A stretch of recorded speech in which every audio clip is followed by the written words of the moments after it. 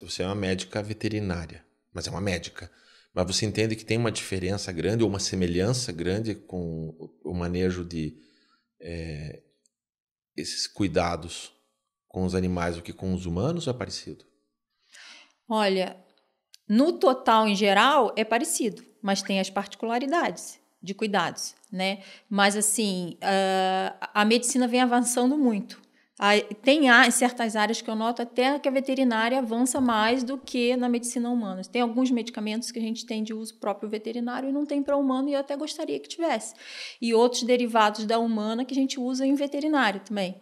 Vou dar 2 exemplos. Um Outramil, que veio da utilização de humanos, e agora eles fizeram para a parte veterinária, e também a questão ali do Sarcopen, que é para sarcopenia, para proteger os idosos com a perda de massa muscular e etc. Então, a gente já tinha o Sarcopen humano para idoso, e ano passado, retrasado depois da pandemia, 2020, aí eles vieram com o Sarcopen Vet, que eu acho fantástico.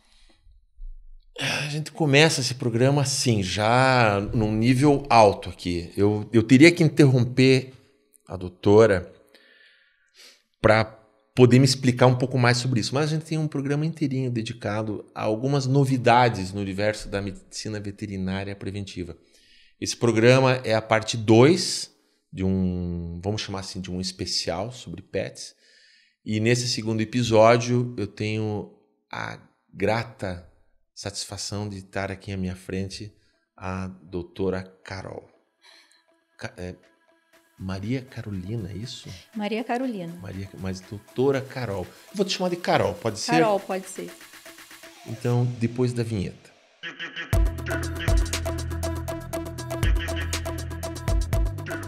Carol, me diga uma coisa. Como é que você foi parar nesse universo da veterinária? Eu quero falar dos bichinhos. No programa anterior, para quem não viu, recomendo que veja meio que uma primeira parte com a doutora Érica, onde a gente falava um tanto sobre essa medicina veterinária preventiva, algumas recomendações básicas, algumas dicas. E nessa segunda parte a gente vai avançar um pouco mais sobre aspectos de terapias que talvez não sejam tão conhecidas daquilo que é entendido como a veterinária tradicional. Mas antes disso, me conte, como é que nasceu a veterinária, Carol? Me conte. Desde o início, eu acho que foi por volta, quando eu tive certeza, com 7 anos de idade. Foi na primeira aula que eu estava entrando, acho que na primeira série, e a professora, no primeiro dia, pediu para desenhar o que a gente gostaria de ser quando crescesse, né? Então, como eu fazia balé já desde pequena e gostava muito de animais, eu desenhei uma bailarina e um cachorrinho e um bonequinho com estetoscópio. Então, ali eu já tinha certeza que um dos dois seria a minha área, né? Cresci fazendo o balé e tal, mas por conta de questões ali de conformidade, joelho, articulação para uma bailarina de ponta, eu não passei na prova do municipal que tinha lá no Rio. Então, me sobrou a veterinária. Só que eu venho caminhando desde os 7 anos em contato com os animais. Meu pai criava cães. Então, eu via cachorro na rua, pegava e levava para casa dos meus avós. Ainda botava minhas primas, a família toda em volta para cuidar. E era muita briga que eu causava dentro de casa por conta disso. Então, eu acho que a minha vida não tinha outra razão de ser, a não ser cuidar dos bichinhos, dos animais, cães e gatos. Sim. Cavalo também, eu era muito ligada ao equino quando nova. Você nunca duvidou disso? Nunca duvidei. Você nunca parou? Não, acho que não é isso que eu quero. Nem depois que virou veterinária mesmo e se deparou com os problemas da classe veterinária? Às vezes a gente pensa, sabe? Mas a gente vê, quando olha para a carinha deles, pro amor que eles têm com a gente, que eu acho que tudo justifica as nossas ações. Então, mesmo que a gente às vezes tenha problema, às vezes com um tutor ou outro, a vibração deles, a energia deles, eles por si só já agradecem o trabalho e o carinho que você tem. Sabe? Lógico que é uma profissão e tem um lado financeiro que a gente precisa disso, mas eu acho que a satisfação de estar com o animal bem do teu lado e muitas vezes de salvar vidas, né, que no decorrer da carreira toda a gente teve a oportunidade de salvar muitas vidas, e isso daí traz uma satisfação profissional e pessoal muito grande. Eu percebi isso, parte dessa informação, com a doutora Érica, quando ela falava assim que às vezes os bichinhos não trazem tantos problemas quanto os tutores. Isso é uma regra? É um senso comum, pelo menos? Eu acho que entre os veterinários porque não é a primeira vez que eu escuto isso também. Eu acho que problema tem em todas as áreas, mas eu acho que nós, veterinários, ou a maioria de nós, somos muito emotivos, né? Então, essa emoção de cuidar e levar essa energia, a parte energética muito afinco, isso às vezes, muitas vezes nos machuca, sabe? Teve um caso de um filhote que eu vendi da minha cadela hoje, que a proprietária mora longe, já está há um tempo afastada e foi fazer uma profilaxia dentária e ele veio a óbito, né? Apesar de ter feito todos os exames, ela disse: Carolina, eu confio neles perfeitamente. Eu falei: olha, você dá um abraço, você fala com o colega, porque eu tenho certeza que o colega está sofrendo, assim como ela sofre. Nós também sofremos. E a gente não vê esse feedback, né? Aí, muitas vezes eles acham que nós somos um profissional ali, uma máquina que está ali atrás. E não, a gente tem sentimento, não é aquilo que a gente quer. A gente trabalha sempre pensando no melhor e tentando fazer o melhor. Então, eu acho que pega muito a emoção. A gente tenta trabalhar o nosso psicológico, tudo, mas a emoção na nossa profissão é uma coisa assim que pesa bastante. O teu trabalho, ele é especificamente em qual área? Eu comecei na parte de doenças infecciosas parasitárias, né? O meu professor era da Fiocruz, então a parte da faculdade toda eu estudei muito os parasitas, né? A parte de saúde pública. E depois eu passei, quando eu fiz uma especialização em saúde pública lá em Portugal, em Lisboa, eu conheci um veterinário que era do intensivismo. E esse veterinário me trouxe uma outra realidade, uma outra proposta. Eu comecei a gostar mais do intensivismo, de lidar com cirurgia, de lidar com problemas, e eu fui muito para essa área. Então, lógico, a gente passou, eu vim para o Brasil, trabalhei em consultório, assumi um hospital, já trabalhei com parte de nutrição, administrando a parte de vendas. Então, eu acho que eu trilhei bastante caminhos dentro da veterinária para falar hoje que eu quero uma coisa mais light. Então, a partir do momento que eu tive meu consultório, eu comecei a estudar sobre acupuntura e florais, e medicina quântica e terapias naturais. O que eu já comecei a galgar ali o meu trabalho, quando eu vim para Curitiba, em terapias que eu pudesse amenizar o uso de medicações, né, de químicas. Então, eu comecei a trilhar na acupuntura esse trabalho mais natural e tal. E, algum tempo atrás, eu abri a minha clínica, onde eu tive cirurgia, internamento e etc. E agora eu estou chegando num estágio que eu quero largar tudo isso e ficar só com a parte da prevenção, não tratando doença, e sim a parte de saúde. Tá, e o que a gente faz com os bichinhos que ficaram doentes e você estava cuidando tão bem?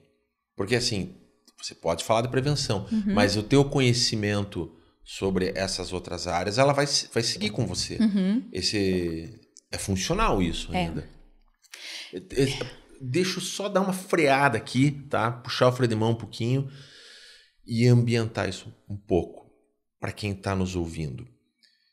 Quando você fala de animais, a gente está falando de animais domésticos, cães e gatos. Quando se fala de doenças infecciosas, é voltada para esses animais. Esse é o teu cuidado. Esse é o teu estudo. Sim, a gente tem pode falar nas zoonoses, antropozoonoses, doenças que agem em cães e gatos e podem passar para humanos, doenças de humanos que podem passar para animais, né? E a parte de saúde pública, o que a gente faz com esses animais que são peridomiciliados, que não têm atendimento veterinário, os morcegos também passam doenças, então é uma gama muito grande para se falar. Eu, como tenho meu consultório, a gente foca mais na parte de zoonoses, né? Então, eu procuro, quando eu vejo uma suspeita, fecho um diagnóstico, alertar o proprietário como vai tratar daquele animal, se tem que separar, se tem que usar luva. Então, o meu foco está mais nessa zoonose, entre tutor e animal. Isso é uma coisa que você vem fazendo, se especializando nisso, mas você quer ir para prevenção. Por quê? Porque é mais confortável para você? Eu acho que a prevenção me traz mais satisfação profissional, tá? Porque o veterinário preventivo, ele como se fosse um médico de família. Eu consigo me aproximar melhor do tutor para poder incentivar que ele faça ações profiláticas e eu não vejo esse animal doente com dor, e ele também. O tutor, eu acho que vai ter mais satisfação e ficar mais feliz se ele tem um animal mais saudável, brincalhão, que consiga estar mais tempo durante a vida, porque a gente sabe que o tempinho de vida deles é limitado. Então, a minha proposta é essa. Mas não tanto, né? De um modo geral, né? Mas cabe nessa prevenção acupuntura? Cabe homeopatia? Cabe. Como? Me dá um exemplo. Eu nunca vi um cachorro com as agulhas da acupuntura. Como que é isso? A acupuntura a gente pode fazer para uma doença já instalada, né? Num quadro de dor, ou a gente pode fazer ela preventivamente. Um animal que é muito estressado, por exemplo, com barulho de fogos, um animal que é muito preocupado, que anda rotineiramente atrás do proprietário. Às vezes o proprietário pode achar lindo, maravilhoso, engraçado, mas não é. Um proprietário entrar no banho ou no banheiro e o animal está atrás dele. Isso não é saudável, entendeu? Então, dentro da acupuntura, a gente tem assim os 5 elementos, né? Então, um animal preocupado é característica de um elemento que a gente vai tratar na energia desse animal como um todo. Então, a gente desbloqueia alguns pontos e faz com que o Qi, a energia, possa circular nesse animal, equilibrando esse animal. E a gente consegue fazer isso também com os florais quânticos. A gente consegue fazer isso também com o laser, não precisando colocar agulha, mas é o que eu chamo de laser puntura. A gente tem uma canetinha específica e trata nos pontos de acupuntura usando laser. Que loucura! Eu tô no século XXI aqui. Isso para mim me soa muito novidade.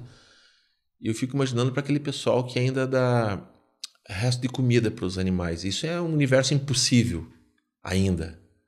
Porque isso tem que passar pela educação do tutor, não tem? Resto de animal Resto de comida, assim, né? Resto de comida é uma coisa, assim, que... Olha, eu não desejo para ninguém, muito menos para um animal, sabe? Porque o animal... A alimentação natural, que a gente chama hoje em dia, tem a chance de um proprietário querer fazer a alimentação natural. Mas isso exige muito, eles não conseguem, um proprietário que não consegue nem fazer o básico profilático para o seu animal, fazer a alimentação natural que vai exigir tempo, qualidade, não é pegar osso para dar, a gente tem que ter uma carne de boa qualidade, tem que ser pesado, tem que ser balanceado, tem quantidades de vísceras, a gente tem que ter um animal que faz exame a cada 3 meses, periódico, para ver vitaminas, que não são exames baratos, né? Hoje em dia a gente faz vitamina B12, cálcio, fósforo, a gente vê vitamina D em animal, e são exames caros. Painéis de vitaminas são muito caros, e a gente tem que ter essa rotina, sabe? Porque a gente, às vezes, precisa suplementar além da... A gente também toma suplemento, né? A gente chega numa certa faixa etária, ou quem gosta de cuidar do corpo e da aparência e tal, a gente está sempre aqui em Curitiba, então a vitamina D a gente meio que tem que tomar direto, né? Então a gente tem que estar medindo essas taxas e fazendo a suplementação para manter massa muscular, né? Então o animal hoje em dia está tão avançado que é isso. Então a alimentação, resto de comida é assim, uma coisa que não passa nem pela minha cabeça. Eu fico estarrecida só de pensar, né? Cebola eles não podem comer, que vai causar anemia. O alho é muito forte, poucas quantidades vai, mas é pouca quantidade para aquele tamanho, tipo, raça do animal. Então, tem que ser um profissional habilitado para fazer esse tipo de alimentação e ter o acompanhamento, né? Fez uma vez e é para o resto da vida a mesma dieta. Tem que ter a variação, tem que ter variedade de vitaminas, minerais, o tipo de carne. Tem animais que desenvolvem alergia alimentar a um tipo de carne, né? Então, você passa numa dieta uma carne de cordeiro. E o animal que tem propensão a desenvolver alergia vai desenvolver alergia à carne de cordeiro. E tem carnes que são carésimas, tem carne de rã, né? Cara, então, tem que se pensar muito bem. Se eu fosse um tutor de algum bichinho e eu estivesse nesse momento pensando assim, cara, eu desse resto de comida, além de eu ficar extremamente envergonhado e pedir desculpas para você, eu teria que ir correndo para casa pedir desculpas pro bichinho também. E imediatamente eu ia comprar uma ração de qualidade, porque é muito menos dor de cabeça Sim. para minha vida, né? E o bichinho não tem culpa de nada disso, né? Porque ele tem que sobreviver com aquilo que é fornecido a ele, né? E não é dar qualquer ração, né? Porque a gente tem uma gama de ração, uma variedade muito grande no mercado. A gente conversou isso no episódio anterior com a doutora Érica, né? Que ela recomendava isso, né? Da gente olhar realmente qual que é o percentual de absorver nutrição, né? Qual que é o tipo de ração, né? Para qual tipo de animal, qual tipo de raça, de idade, de condição de saúde, se é castrado, se é ambiente interno. Eu recomendo que faça uma consultoria preventiva com um veterinário preventivo. Ótimo. Porque não é qualquer veterinário que vai saber indicar a ração certa. Né? A não ser a ração que a gente tem rações no mercado para um tipo de patologia ou outro, que aí o colega já vai direto naquela marca, naquela ração, no peso e tal. Mas também não é qualquer ração assim, qualquer colega que indica, às vezes, tem essa, tem aquela. Super Prêmio tem 3, 4 marcas, indica 3, 4 marcas. Né? Mas a gente estudando mais afinco, vê a diferença entre as marcas e sabe qual que é melhor para aquele tipo de raça, para aquele animal, quantidade, né, tamanho e tal.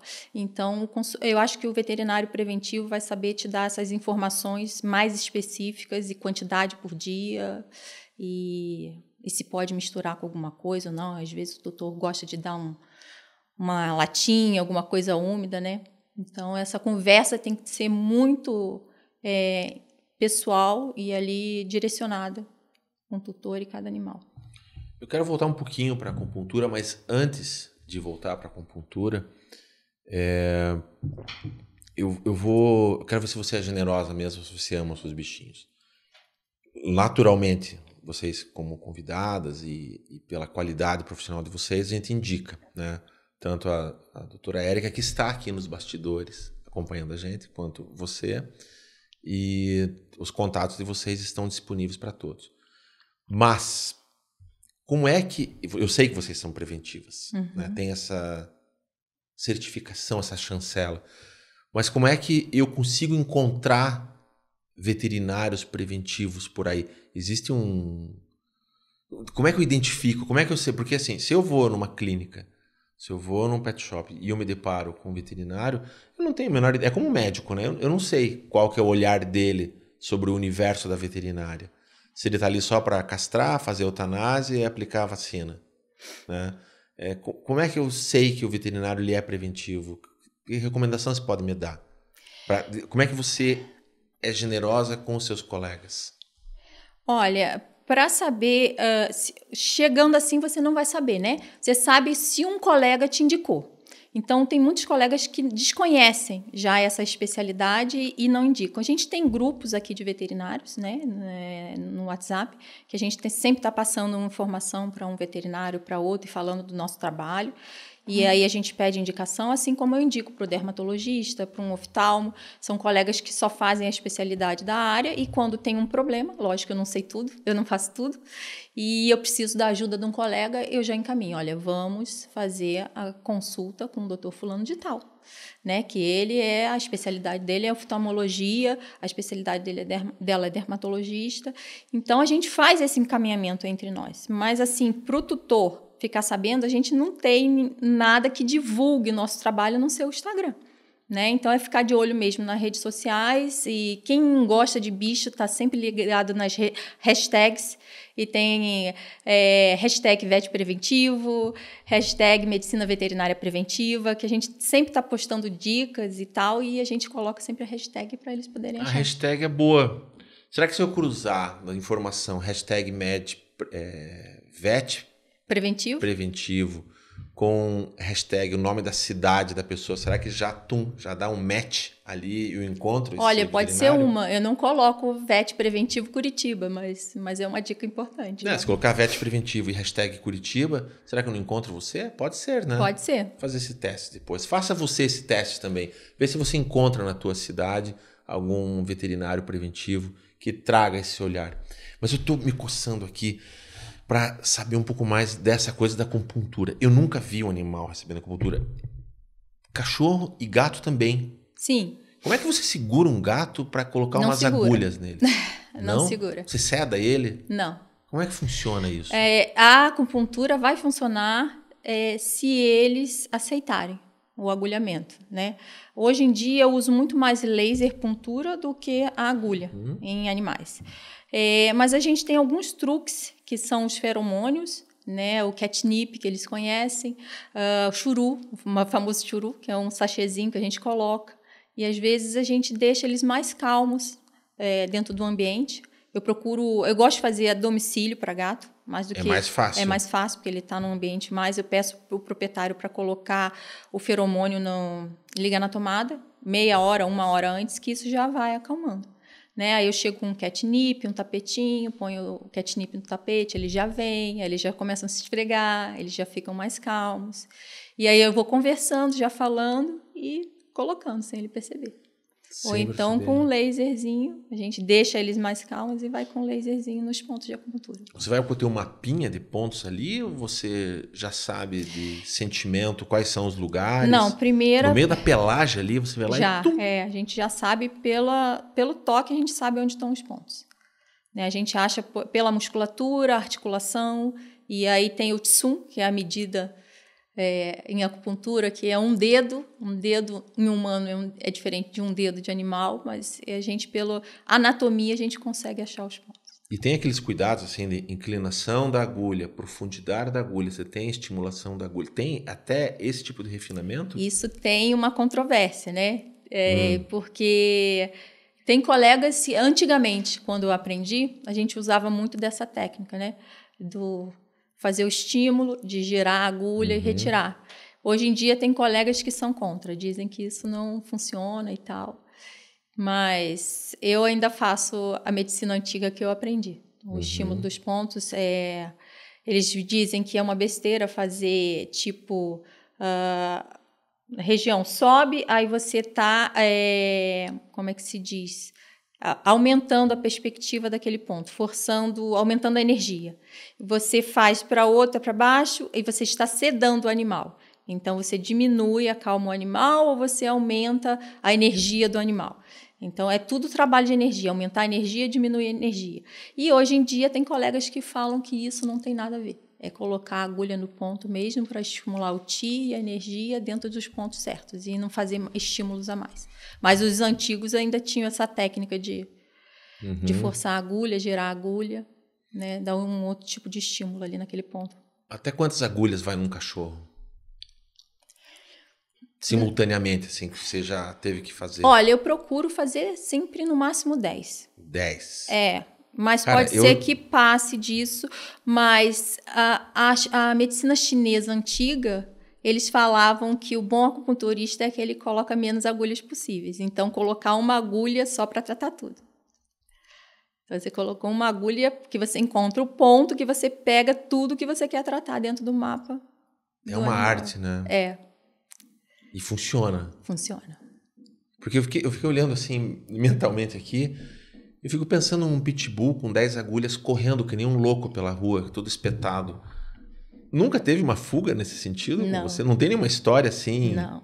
de bastidor para contar pra gente? Porque comigo, não. É um cenário estranho. Aconteceu do animal colocar a agulha e querer morder, ficar meio bravo, mas dá alguns minutinhos, se a agulha vai fazendo efeito, o animal vai acalmando. Eu coloco a cromo junto, né, que é um cristal com luz, e a gente usa uma luz para sedar o animal.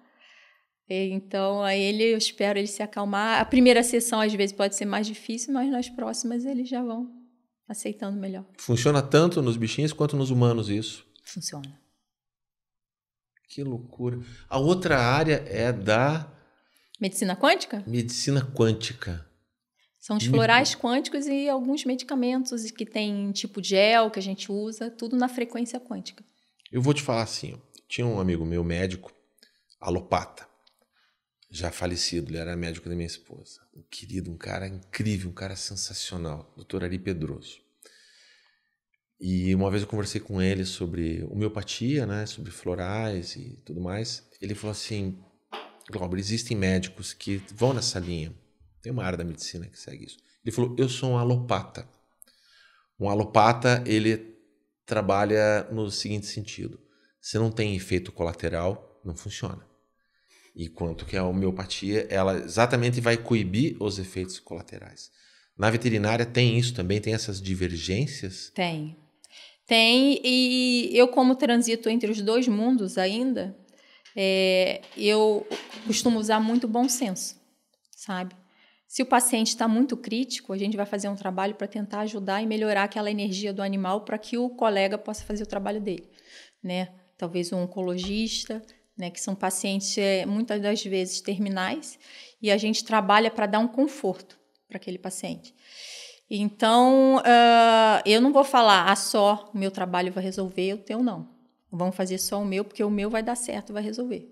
E não vai trazer malefício para o animal. Então, muitas das vezes, a gente trabalha hoje em dia já em conjunto. E tanto o oncologista me indica, quanto eu faço trabalho contrário também indicando que tem certas coisas que a gente não vai resolver com agulha. Né? Tem certas coisas, patologias que são cirurgias. O meu intuito daqui para frente é estar usando por prevenção, né? Uhum.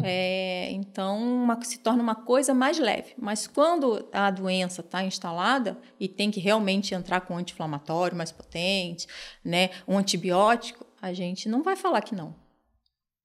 O colega tem todo o trabalho, até eu mesmo uso concomitantemente as duas medicinas. Que loucura. As personalidades dos animaizinhos, elas refletem a personalidade dos seus tutores? É sentido isso? É sentido? Se eu fizer uma acupuntura no tutor, já não estou resolvendo alguma coisa no cachorrinho, então? Às vezes eu trato o tutor e o cachorro ao mesmo tempo, porque se eu não tratar o tutor, eu não consigo melhorar o animal. Tem disso. E a homeopatia também. Tem um caso interessante quando eu estava fazendo a especialização, que a irmã da minha professora era homeopata e ela deu aula para a gente também. Então, elas contavam alguns casos. Né? E na homeopatia, que era a área dela, ela contava, ela atendia muito o animal que era epilético, e o dono era epilético. Então, ela falava que ela tinha que tratar o animal, mas não curar o animal. Porque quando o dono ia ter a crise, o animal tinha pré-crise. Então, se ela curasse o animal, o tutor era capaz de entrar em crise mais forte. Então, ela tinha que estabilizar o animal e deixar equilibrado a um certo ponto que não prejudicasse a frequência do tutor. É fantástico isso, né? Isso é a nível do que? De Ti? Isso? De energia? De energia. Eles têm uma percepção, os cães, principalmente, os felinos também, né? Em áreas diferentes. O cão, eles percebem quando a gente tem tutores epiléticos em casa, quando o tutor vai ter crise. Né? Então, quando vai entrar numa crise de epilepsia, muitos deles são treinados até para dar um suporte para o proprietário. Né? Se o proprietário vai cair, eles estão ali para apoiar, eles ficam ao lado do tutor até ele se acalmar. Né?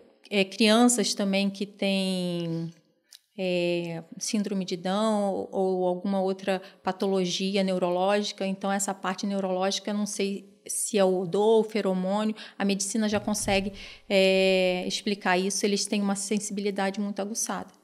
Né? Então, o que eu vejo nessa explicação desse caso aqui é que o animal ele fica tão nervoso com a patologia do proprietário, tem alguns animais que começam a ter crise, parte neurológica alterada também, por conta dessa exacerbação de hormônios e catecolaminas e endorfinas que devem ser modificadas na corrente quando o proprietário vai ter essa ação, esse desbalanceamento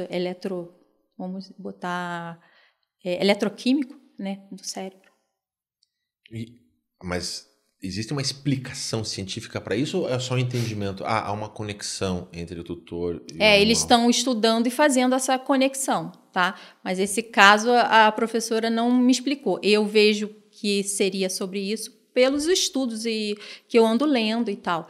Então, tem muita coisa ainda nesse universo para ser descoberta, né? Mas a gente sabe que eles têm essa percepção mais aguçada.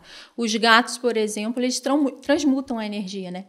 Eles conseguem sentir, por exemplo, que o tutor está com uma dor, tem algum problema, e geralmente eles, por exemplo, eles deitam na barriga, né? E já sabe ali, eles transmutam aquela energia. Então, o gato é muito conhecido por transmutar essa energia. Tem a energia de cura.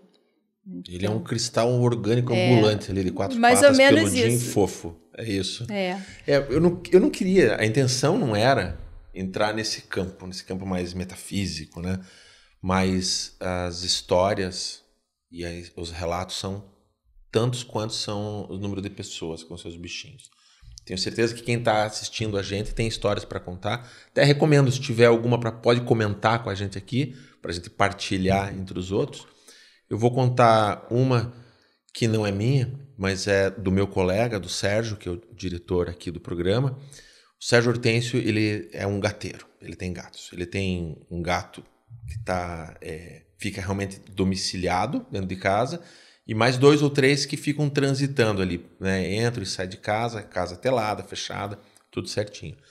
E eu comentava com ele outro dia, essa história da percepção, eu não gosto desses nomes, mas a percepção extrasensorial dos animais. E ele comenta que a tia dele sabe quando ele vai chegar em casa, porque o gato se alvoroça. 5 minutos antes dele chegar. Não é feromônio, não é audição, não é visão e não é olfato, não é nada disso. Por quê? Porque a 5 minutos ele está dentro de um Uber, num carro fechado, a 1 quilômetro de distância, na chuva. E ele não chega em casa no mesmo horário. E o gato sabe que ele está chegando. Eu tenho as minhas teorias e eu acho que cada um tem suas teorias. Qual que é a sua teoria sobre isso? Ou existe uma explicação para isso? Olha, eu não sei se eu deveria entrar para essa área, mas a gente tem conexões energéticas, vamos dizer assim, que está fora dos nossos conhecimentos aqui para tratar, né? Então, eu acho que a percepção e a carga de energia ligada entre um animal e o seu tutor é muito grande. Eu tenho para mim que a gente não tem um animal por querer ter. O animal escolhe, o universo manda para a gente, né? Então, isso daí a gente entra no campo da energia quântica. Então, muitas das vezes, inconscientemente, a gente pede aquele animal e o animal pede para a gente. Eles vêm com uma missão para a gente, né? Seja ela qual for, o tempo que eles estejam ali junto da gente. E essa conexão torna-se, assim, para quem tem mais percepção, muito mais forte. Então, a gente escuta essas histórias, né, diferenciadas que, quando a pessoa tem essa percepção, ela nota que a comunicação entre o gato e o tutor é bem acirrada, sabe? É mágico, então, eu acho que né? é mais uma coisa energética mesmo, quântica. É mágico, é mágico. É mágico. É mágico. Eu entrevistei aqui outro dia um mago mesmo, né? E a gente abria o programa falando de que um autor falava que tudo aquilo que numa civilização avançada, de uma tecnologia extremamente evoluída, se confunde com magia. A gente não está numa civilização extremamente avançada, longe disso. Mas a gente convive com essas magias, né? E isso é maravilhoso. Tem muita coisa que a gente desconhece. A gente não vai entrar nesse campo, mas fica nesse saborzinho de a gente, quem sabe, futuramente, a gente trazer um pouco mais dessa investigação. Vindo para o lado um pouco mais mundano, mais para o dia a dia, eu gostaria de te convidar a apresentar para a nossa audiência um pouquinho daquilo que se foi aprendendo e assimilando e percebendo nos tutores e no teu estudo, nos cuidados com os nossos pequenos animais em casa, o que é mito e o que é verdade, né? E eu gostaria de puxar um pouco mais, aí é uma questão pessoal minha, um pouco mais para os felinos. Porque os felinos, eu sei que não é exatamente a tua especialidade, mas você acaba convivendo, né, no teu trabalho com isso. E os felinos, é um universo que eu percebo que ainda há muito entendimento sendo descoberto, talvez por ter menos pesquisa do que o universo canino, eu não sei exatamente, mas eu acho que tinha muita coisa que era mito, ou melhor, que era verdade e passou a ser mito, e muita coisa a ser descoberta ainda. Do universo dos felinos, a primeira pergunta que eu quero fazer para você é a seguinte: um gato, a gente leva para tomar banho ou deixa ele se lamber? Olha, tem muita rixa entre os colegas, opiniões Inclusive diferentes. entre a classe veterinária, isso. Eu vou dar a minha opinião, Certo. tá? Que não necessariamente, acho que o pessoal de felino vai brigar comigo. Mas se um gato, eu vejo da seguinte forma: o gato tem a condição dele que propriamente a gente não deve dar banho em excesso. Mas caso o proprietário tenha um gato peludo, branco, que se suja demais, eu já tive paciente assim, a gente tem que acostumar, desensibilizar esse animal desde pequeno. Então, quando ele é filhotinho, a gente vai acostumar com banho, vai fazer um banho voltado para a espécie felina. Geralmente, o que eu faço lá? Eu não coloco chuveiro em cima do animal, eu vou dando banho de caneca, eu coloco uma bacia, faço como se fosse um ofurô, eu coloco um feromônio para acalmar, ligado no ambiente, eu coloco uma música, né? Até isso eu faço. Que mais? Óleos essenciais que são calmantes, né? E quando eu vejo que não consigo acalmar esse animal, a gente tem o artifício químico ali que a gente vai dar 1 hora antes uma medicação para acalmar. Isso quando é muito necessário dar o banho. Mas se você fizer esse ritual, um ritual, sempre com o mesmo profissional, sempre com o mesmo local, que não tenha barulho de cão e for desensibilizando esse animal, você consegue fazer o banho com aquela rotina naquele gato, sabe? Mas o ideal mesmo é manter as células ali, a pelagem dele com a escovação. A escovação é muito importante para o felino. A gente remove aqueles pelos antigos, velhos, né? A gente retira a oleosidade, espalha a oleosidade pelo corpo. Que mais? A gente evita que forme muito bola de pelo, porque se você tira o excesso, quando ele se lambe, aquele pelo vai ficar na língua e tem a chance dele engolir, então a gente diminui a quantidade de formação de bola de pelo. Então é isso. Eu não recomendo que faça, mas se for fazer e tem que fazer para um animal de uma pelagem específica, fazer com um profissional que esteja acostumado com felino e faça a adaptação dele desde pequeno. Não é chegado 1 hora, hoje eu resolvi dar banho no meu gato e pronto. Achar que vai dar tudo bem, que não vai estar. O gato, ele vive melhor se ele viver confinado numa casa ou num apartamento telado? É recomendado isso? Ou o gato... Porque eu já ouvi assim, não, gato, peraí, gato é bicho solto, gato você tem que deixar, ele sai, ele volta, ele vai lá encontrar os amigos dele, daí ele volta para casa. Gato é assim. Gostaria muito que fosse. Lindo, maravilhoso. E eu acho que seria muito saudável para eles fazer o exercício físico fora, voltar, comer a comidinha deles e depois dormir aconchegado ali. Mas, em termos de prevenção... Por que não é recomendado isso? A gente tem muito problema. Primeira coisa são as doenças, né? A doença propriamente dos felinos, que eles passam entre si, né? São as imunodeficiências felinas, que nem sempre a gente, com a vacina, consegue prevenir. Tem doenças que, contato direto, né, em brigas, a gente consegue passar de um animal para outro. E tem doenças que são as famosas zoonoses, que eles pegam essa doença, trazem para dentro de casa, além de passar para os... Se tiver mais animais, ainda podem passar para a gente.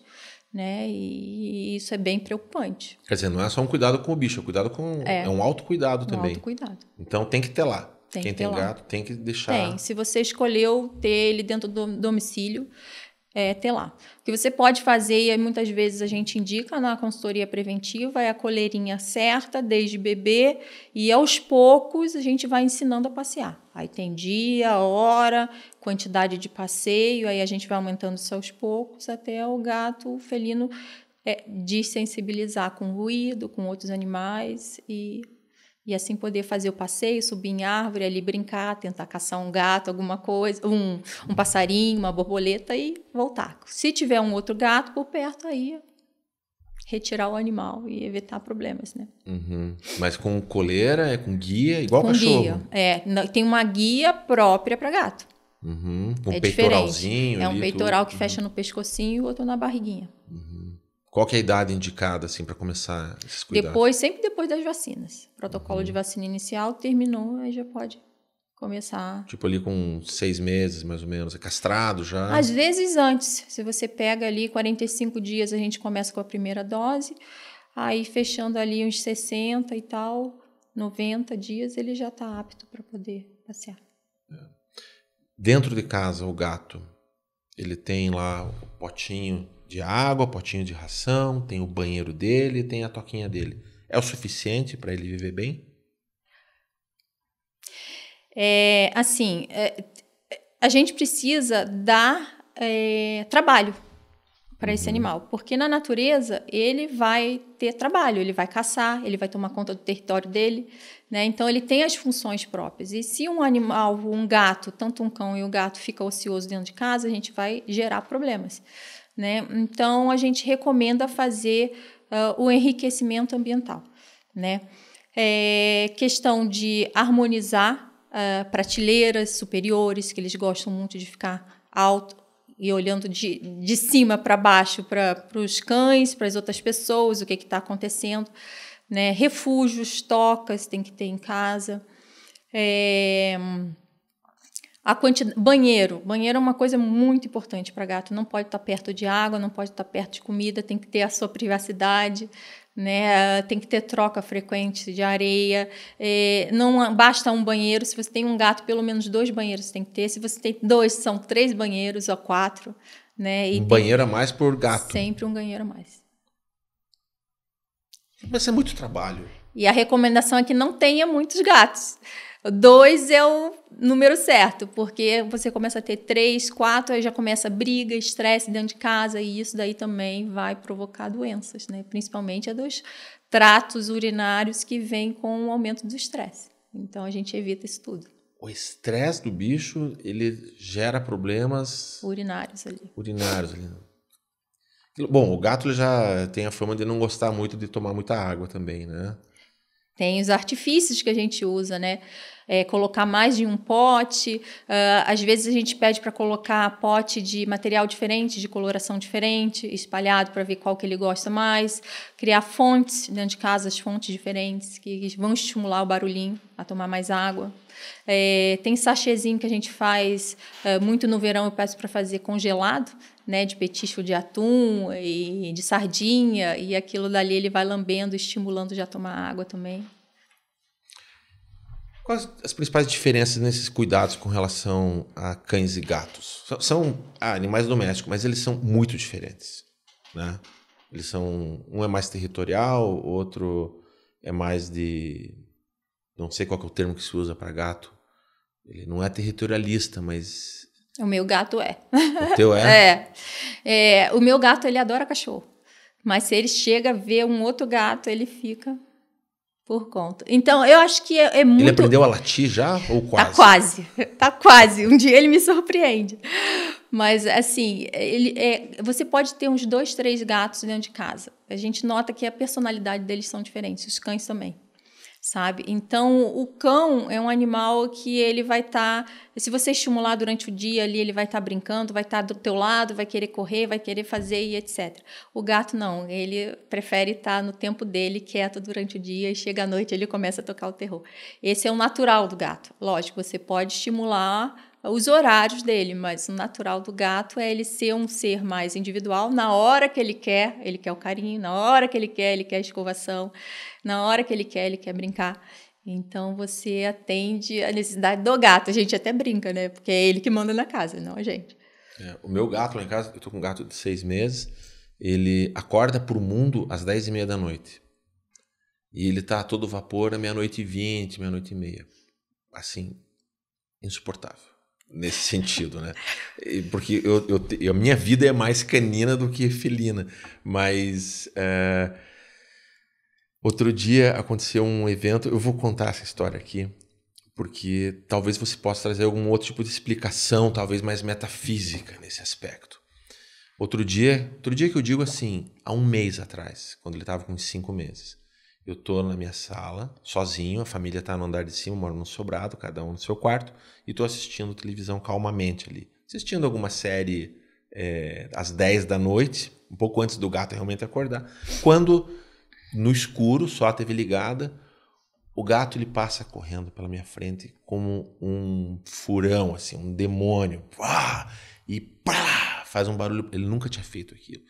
Daí ele corre de volta, atravessa a sala e pá, para a escada. Aí ele corre mais e eu já falei, algo tá esquisito aqui, o gato tá completamente louco. E ele corre, ele bate no meu violão, o violão cai, ele derruba alguma coisa no móvel. E eu bati a luz. Quando eu bati a luz, eu vi que ele estava correndo atrás de um passarinho que não fazia barulho.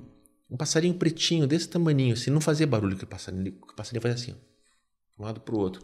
Eu falei, que passarinho é esse? Não era um passarinho, era um morcego. Muito cuidado. Eu falei, é um alerta isso. Do quê? Olha, a raiva é muito importante. O morcego, você está contando que era 10 horas da noite, é um horário normal dos morcegos estarem voando. Mas um morcego que está voando desnorteado, que ele não tem senso, né? Porque ele ecoa, ele faz um ruído, todos os ruídos emitem ali uma onda sonora que aí ele vai se direcionar através dessa onda sonora. A raiva, quando ataca o morcego, ela ataca a nível cerebral. E isso vai ter uma distorção nesse ecoar. Então, eles ficam meio que perdidos. Então, o morcego voando durante o dia, o morcego voando perdido, se batendo na parede, que é uma coisa não é normal, a gente tem que tomar muito cuidado. Pegar um morcego com um balde, não tocar no morcego e chamar a prefeitura, centro de zoonoses para recolher esse morcego. Por isso que é tão importante a gente estar com a vacina da raiva em dia. Tanto cão quanto gato. A raiva, ela passa para todos os mamíferos, né? Então, o bovino também tem raiva, o equino também tem raiva. Então, é preciso... Animais que têm que estar com a vacina em dia, dentro da nossa casa, precisam estar vacinados rotineiramente. É uma dose anual, né? Não precisa reforço, mas é muito importante. A gente já teve casos aí esse ano que colegas foram mordidos, né? Casos de raiva em São Paulo, em outras cidades. Pontualmente aparece um ou outro, mas a gente tem que estar em alerta e é importante não deixar de vacinar contra a raiva. E ficou a minha dúvida lá de onde surgiu aquele morcego com a casa fechada, porque minha casa ainda não está telada, então ela é toda fechada para o gato não sair. E uma loucura. Alguma brecha que ele deve ter. Talvez, meu cálculo foi ele entrou pela churrasqueira, sabe? Pode ser. Provavelmente, mas... Ele estava limpinho. E aí não conseguia sair e estava perdido. Ele não conseguia, ele subiu, o morcego foi atrás, entrou no quarto do meu filho, ele não bateu em nada. Ele estava com senso de orientação, só para dar o desfecho, tá? Para quem está ouvindo não ficar num vazio. Eu fechei a porta do quarto do meu filho, eu ia lá dentro, o gato para fora, abri a janela, aquele morcego voando, ele não achou a janela. Ele não saía pela janela, ele ficou ali dentro voando incansavelmente. E eu só pensava assim... Eu não quero machucar esse bichinho, eu quero que ele vá embora, quero que ele vá em paz, eu não quero machucar, eu acho que ele tem a vida dele, eu tenho a minha vida e eu preciso pegar esse bicho. Aí peguei um moletom do meu filho e eu jogava e eu não conseguia pegar o bicho. Ele desviava sempre, ele sabia o tempo todo aonde eu ia estar com aquilo. Era uma coisa maluca. E eu fiz aquilo uma vez, 5, 10, eu fiz aquilo 40 vezes, jogava, não conseguia. Falei, agora ele vai passar aqui, não passava. Ele ia... Chegou uma hora, eu falei assim, morre, diabo, eu não aguento mais, suma, eu vou esmagar esse bicho aqui. Mas um lado meu falava, calma, vai dar certo. E lá pelas tantas, eu joguei e o bicho sumiu, ele desapareceu. Ele, assim, do nada. Aí eu peguei o moletom calmamente e falei, bom, olhei aqui, não tá, olhei aqui, não tá. Quando eu abri o capuz, tá ele agarrado no capuz, olhando para mim. Fechei, levei ele para fora, soltei ele e foi embora. Mas deu um suador por conta tão somente de medo de alguma doença. Era exatamente isso. E se eu não vejo aquilo, se o gato consegue em algum momento pegar o animal, porque não é legal, né? Agora vamos falar assim, no geral, né? Os gatinhos, né? Eles pegam ratos, baratas. Eles são caçadores. São caçadores. É da natureza deles, é fisiológico, tá? É um comportamento... Mas quando acontece isso, tem algo perigoso que pode acontecer, que uma doença se instaurar? Pode. A lagartixa, por exemplo, pode trazer ali um vermezinho próprio que não é legal, né? Por isso que a gente pede sempre para estar com vermífugo, a rotina de vermífugo, alternando o princípio ativo e etc. Então, por isso que é importante ter o acompanhamento com o veterinário. Mas não vamos, assim, o gato tem que caçar. Se ele não caçar, a gente altera um comportamento que vai trazer outras patologias. Então, eles caçam barata, eles caçam rato, às vezes trazem coisas de fora ou entra mosquitinho. É normal e é até benéfico para eles poder caçar. Porque no meio daquela bagunça, eu preocupado, a família gritando, o gato estava realizado. Ele estava... Eu nasci para isso, sabe? Caçador a todo vapor ali. Por fim, indo para os finalmente aqui. Essa conversa, ela é muito intensa, ela é enriquecedora, esclarecedora, desmistificadora. Que pergunta que eu não fiz que você gostaria de responder sobre esse universo? Olha, que cuidado que você gostaria de realçar para quem está ouvindo e quer ter um cuidado mais amoroso com os seus animaizinhos? Fora buscar um veterinário preventivo, que isso é a ordem do dia. Mas o que já pode fazer em casa? Eu queria ressaltar o alerta de ter um acompanhamento regular com o veterinário. Não esperar para ter uma doença, uma patologia, né? O veterinário preventivo, ele se torna bem que um médico de família. Uhum. Então, esse contato mais próximo é exigido, né? A troca de experiência, se está fazendo certo, mandando print das coisas que a gente pede, por exemplo, levar o pote, né? Colocar uma coleira com identificação do animal por causa de agora vem as festas de finais de ano, né? Fogos, e esse animal pode fugir, abrir um portão ou com barulho de fogos ficar atordoado, e tendo uma coleira já com o telefone, não é nem importante o nome do animal, mas sim o telefone de contato, né? Isso vai fazer toda a diferença na hora de encontrar esse animal. Para uma pessoa que resgate ele, né? Ligar para a pessoa, olha, é diabético, não é diabético, quais os cuidados, o que ele come até você chegar aqui, se foi atropelado, né? Encaminhar para um veterinário, olha, é diabético, precisa de uma cirurgia, alguma coisa, a gente já tem um histórico ali na mão, vai dar o pronto atendimento. Então, eu acho que isso daí é fundamental, tá? Com a coleira de identificação. O piso da casa a gente avaliar a longo prazo para ver se vai ter alguma patologia articular. Uma coisa importante, a gente já tem hoje ferramentas que não existiam no passado, como o teste genético para aquela raça ali, saber qual a porcentagem de raça de um cachorro sem raça definida tem e qual a probabilidade de doenças que ele pode ter a nível genético, né? Então, a gente já consegue prevenir isso. Isso fica para uma próxima vez. Mas eu quero enfatizar que eu acho que o acompanhamento veterinário é muito importante. Não deixar só para levar, fazer um exame de sangue quando for para uma cirurgia e trazer isso mais como rotina. Deve ser mais... Quer dizer, é muito mais prazeroso você levar um animal para visitar um veterinário, ele estando bem do que ele estando mal, né? Porque vai facilitar muita coisa lá na frente. Melhor levar o bichinho para o veterinário ou melhor chamar o veterinário para ir até a casa?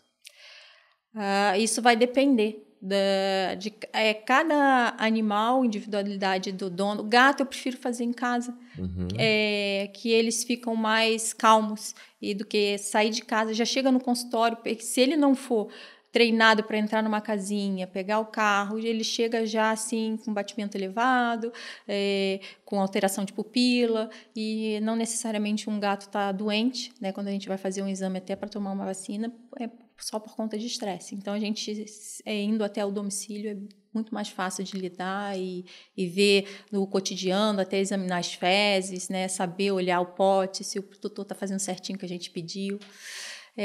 Tem cães também que são muito exigentes, não salivam demais, vomitam dentro do carro. Então, para esses animais, aí a gente prefere ir à casa, a domicílio, né? Fora isso, eu sempre gosto de receber no meu consultório também.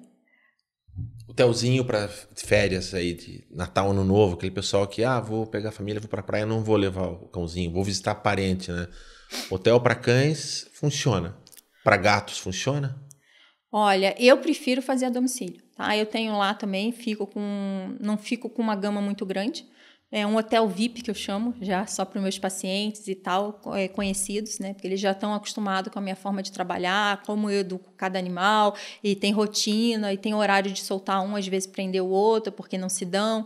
Então, tem toda uma dinâmica ali que eu faço. Para gato, eu prefiro ir a domicílio. Então, quando me pedem, eu vou, passo uma hora ali, vejo a higienização da caixinha, vejo se não tem nenhum problema de fezes, se não está sentindo falta do dono, procuro brincar, né, com o animal, fazer o exercício deles, e eu acho bem melhor. Garante uma qualidade de vida. É menos estressante. Menos estressante e logo menos doenças. É isso aí. Para se instaurar lá na frente, que é o que também interessa, né? Eu quero já ir agradecendo sua participação. Você foi muito generosa em compartilhar tanto saber, né? Tanto você hoje aqui quanto no outro programa. De novo, eu reforço para quem não viu o programa com a doutora Érica, que veja.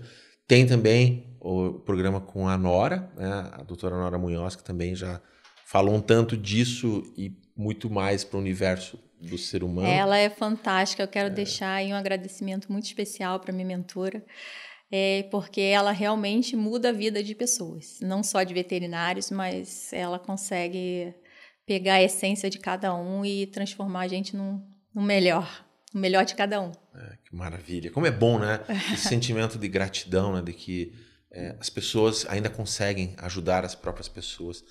E nada faz com que a gente melhore e se melhore do que melhorando a vida do outro, né?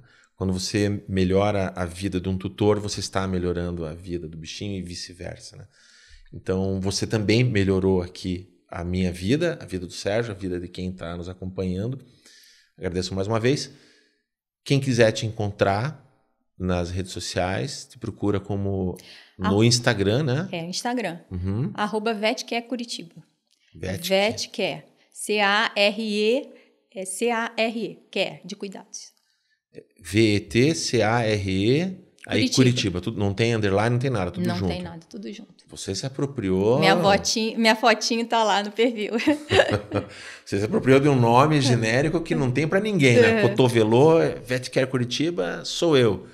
Pior que tem uma VetCare aqui, você acredita? Sério? Não sei se foi antes ou depois de mim, mas tem mais uma. Por isso que a minha é Curitiba. Eu já coloquei o Curitiba por identificação mesmo.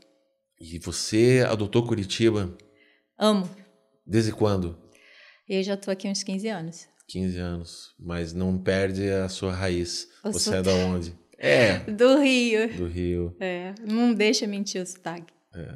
Os cariocas que moram aqui, eu tenho alguns amigos cariocas que adotaram Curitiba. Normalmente já tinham parentes aqui ou algo assim. Eles gostam mais da cidade, mas sempre tem que molhar o pezinho lá de vez em quando. Dar uma passeadinha lá para poder sentir saudades. Faz tempo que eu não vou, sabe? A minha família é de lá, meu pai e minha mãe moram mais em Florianópolis. Eu gosto muito de mar, mas, olha, eu amo Curitiba. Legal, seja bem-vinda aqui, então, ainda nesse período que você já está. Uma recomendação de algum filme ou algum livro para quem quiser se inspirar um pouco mais? Nossa, tem vários. Pessoal, eu acho que eu me identifico muito nessa fase que eu tô com A Cabana. Todo mundo conhece, acho que conhece. E Comer, Rezar e Amar também. Essa parte que a gente tem uma fase que nosso pessoal, que a gente vai ressignificar vários conceitos da nossa vida e pensar no que a gente está fazendo aqui e o que tem além daqui, né? Vale tanto para os livros, para as obras originais, como para os filmes, Para os filmes. E de animais, eu gosto muito do César Millan. César Millan, eu recomendo O Encantador demais. de Cães. Encantador de Apesar Cães. de tudo que ele passou na vida dele e tal, e ele também se ressignificou. Mas eu acho que em termos de entendimento do animal, de percepção, de estudo, que ele não é um cara que estudou muito, é a percepção dele no dia a dia e como ele cresceu, e ele soube colocar isso muito bem, entender os animais, e eu acho que ainda é um excelente adestrador. E ele fala muito de energia, né? E aquela energia que, né, que tá aqui, né, entre nós, né? Existe algum encantador de felinos, de gatos? Tem, eu não vou me recordar o nome dele, mas tem um que ele vai com uma caixa de violão e tinha até um programa, um encantador de gatos. Eu vou procurar isso, que eu deixei de cuidar de cães e agora voltei a ser um tutor de E é bem gato. legal. É mais a parte comportamentalista que ele fala ali. E tem um que vai lançar para o ano que vem, que fizeram o livro e vai sair o filme. Deixa eu ver se eu lembro em português. Arthur, o cão que atravessou a selva para encontrar um lar. É sobre... Eu gosto muito de... Eu não sou corredora, né? Mas é corrida de aventura. Eu gosto de nadar, eu gosto de pedalar. E gosto de subir montanha. E foram meus colegas que passaram para mim. E é sobre corrida de aventura, uma equipe. No meio eles encontram um cão. E esse cão... não vou contar. Tá bom. Não vou dar spoiler. Ano que vem. Sem spoiler. Ano que vem. Ela volta e vai contar um pouco desse filme. Saúde, muito obrigado. E... ficamos por aqui, quem sabe vai vir uma parte 3 aí. A gente estava conversando nos bastidores de ter uma outra possibilidade, falando um pouquinho sobre o pessoal do resgate. Eu fiquei preocupado, achei que você ia recomendar Sempre ao Seu Lado, que é um filme cruel, que eu passei mal no cinema de tanto que eu chorei. Nunca mais quero ver aquele filme. Não conheço. Aquele do Akita, que morre o tutor e ele vai à estação de trem esperar todos os dias, por anos. Eu acho. Já sei qual é. Eu assisti há muito tempo atrás.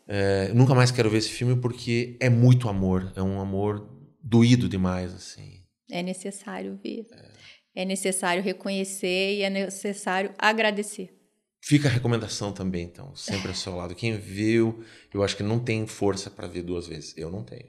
O episódio de hoje contou com a direção e edição de Sérgio Hortêncio. Roteiro, pesquisa e apresentação de Glauber Gorski. O Contato Imediato é uma idealização de Glauber Gorski e Sérgio Hortêncio. Este episódio foi gravado no estúdio da Take Biz. Os contatos e obras citadas estão na descrição do episódio. Se gostou, curta, compartilhe, comente. Nós, além de gostarmos muito de falar, também adoramos ler e ouvir. E se você ou sua empresa quiser apoiar e patrocinar o Contato Imediato, entre em contato com a gente. Fique bem e até a próxima!